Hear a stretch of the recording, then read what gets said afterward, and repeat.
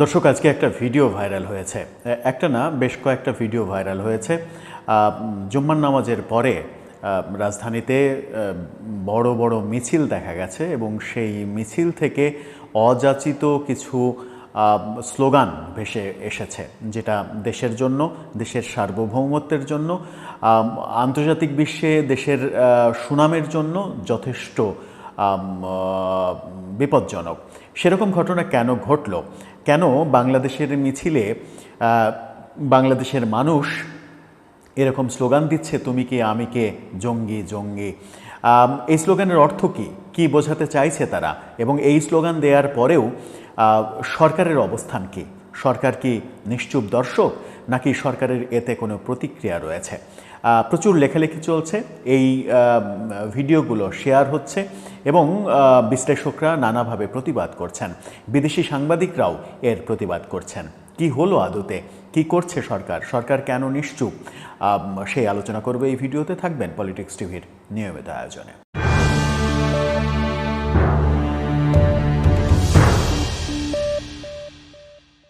দর্শক, পলিটিক্স টিভির নিয়মিত ভিডিওগুলো স্পন্সর করছে প্রজাপতি.টিভি, নতুন ওটিটি প্ল্যাটফর্ম। আপনারা চাইলে ইউটিউবে, ফেসবুকে, ইনস্টাগ্রামে, টিকটকে দেখে নিতে পারেন। ডেসক্রিপশন বক্সে লিঙ্ক দেওয়া থাকবে, সেখান থেকেও আপনারা দেখে নিতে পারেন প্রজাপতির কার্যক্রম। চলে যাচ্ছি মূল ভিডিওতে। বলছিলাম, বেশ কয়েকটা ভিডিও ভাইরাল হয়েছে। মূলত একটা মিছিলের ভিডিও বেশ কয়েকটা খণ্ডে ভাইরাল হয়েছে। ভিডিওটা কি কি ছিল একটু কি দেখে নেবেন? একটু দেখে নিলে আমার মনে হয় যে আলোচনা করতে সুবিধা হবে।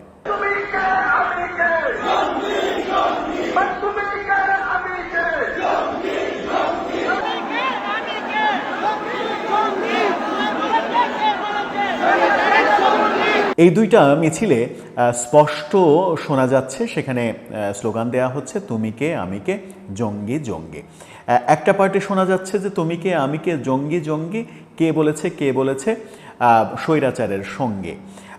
এই যদি হয় মিছিল, এই যদি হয় মিছিলের ভাষা, এবং সেই মিছিলে আমরা মানে আইএসের পতাকা, আইএস যে পতাকা ব্যবহার করে সেই পতাকা দেখেছি, তাহলে এই মিছিল কাদের? এই মিছিল কাদের এটা কি সরকার জানে না? কারা মিছিল করলো এটা কি সরকার জানে না?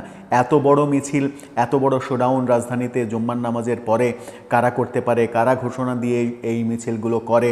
এবং তাদের জ্ঞাতসারেই এই ঘটনাগুলো ঘটেছে কিনা, তাদের জ্ঞাতসারেই সেখানে আইএসের পতাকা দেখা গিয়েছে কিনা, এই স্লোগান তাদের জ্ঞাতসারে হয়েছে কিনা, সরকার কি এগুলো মনিটরিং করে না? সরকারের কাছে কি এই ভিডিও যায় না, এই ইনফরমেশন যায় না? সরকারের গোয়েন্দা সংস্থা কি কাজ করে না? এই প্রশ্নগুলো আসছে।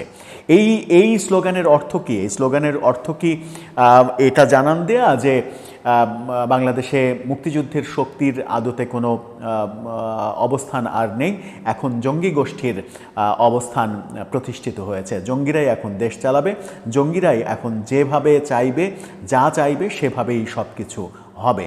তেমনটাই কি হতে দেবে এই সরকার? নিশ্চিত করে এই সরকার স্বাধীনতা এবং সার্বভৌমত্বের পক্ষের সরকার, এই সরকার সেটি হতে দেবে না। তাহলে এটি হচ্ছে কেন? প্রশ্ন তো সেখানে। সরকারের ভেতরে কোনো সরকার কি এগুলো অর্গানাইজ করছে, এগুলোকে পৃষ্ঠপোষকতা করছে? সেই প্রশ্ন তো আসতেই পারে।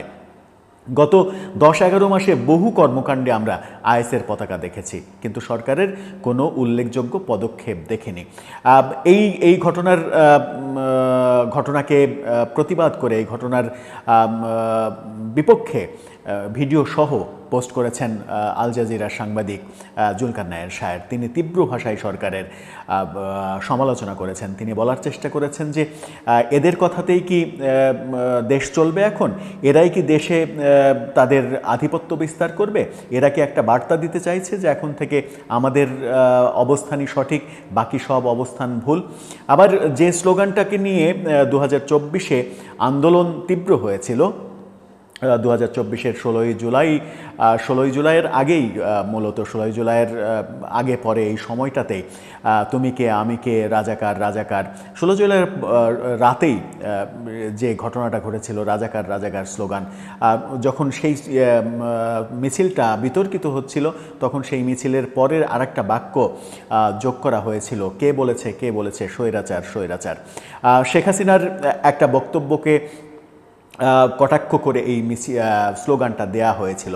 হ্যাঁ, আন্দোলনের জন্য, প্রতিবাদের জন্য তখন হয়তো এই স্লোগানটাকে মিম হিসেবে, ট্রল হিসেবে ব্যবহার করার একটা বৈধতা থাকতে পারে, কিন্তু আন্দোলনের প্রেক্ষাপট চলে যাওয়ার পরে আবারও নতুন করে তুমি কে আমি কে, রাজাকার রাজাকার, এই স্লোগান তো আসার কথা নয়। এই স্লোগান তো আসার কোনো যৌক্তিকতা থাকতে পারে না, কারণ এটা তো কোনো মানে শুভ বাক্য নয়, তুমি কে আমি কে, রাজাকার রাজাকার।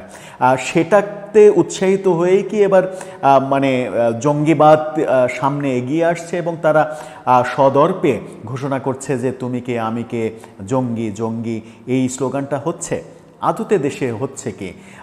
দেশের মানুষ শঙ্কিত হচ্ছে, প্রতিটা ঘটনা ঘটছে, অস্থিরতা বাড়ছে, দেশের মানুষের শঙ্কা বাড়ছে, কিন্তু সরকারের কর্মক্ষমতা যেন দিন দিন কমছে। প্রত্যাশা করব এরকম ঘটনা যেন না ঘটে। সেটা তো অবশ্যই এই ঘটনার সঙ্গে যারা জড়িত, যারা এই ঘটনা ঘটিয়েছে, যারা মিছিলে আইএসের পতাকা আমদানি করেছে এবং এই মিছিল যারা করেছে তাদের জবাবদিহির আওতায় আনা হোক। যদি এর সঙ্গে সুদূরপ্রসারী কোনো লক্ষ্য সংযোজিত থাকে, সুদূরপ্রসারী লক্ষ্যে যদি এই মিছিলের আয়োজন করা হয়ে থাকে, তাহলে এখনই সরকারের দৃঢ় পদক্ষেপ নিতে হবে, নতুবা দেশ গচ্চায় যাবে, সরকার নির্বিকার হয়ে বসে থাকবে শুধু, আর আমরা নীরব ভুক্তভোগী হয়ে সেই দৃশ্য দেখব এবং আক্রান্ত হব। দর্শক, আপনার মতামত জানিয়ে লিখতে পারেন আমাদের কমেন্ট বক্সে।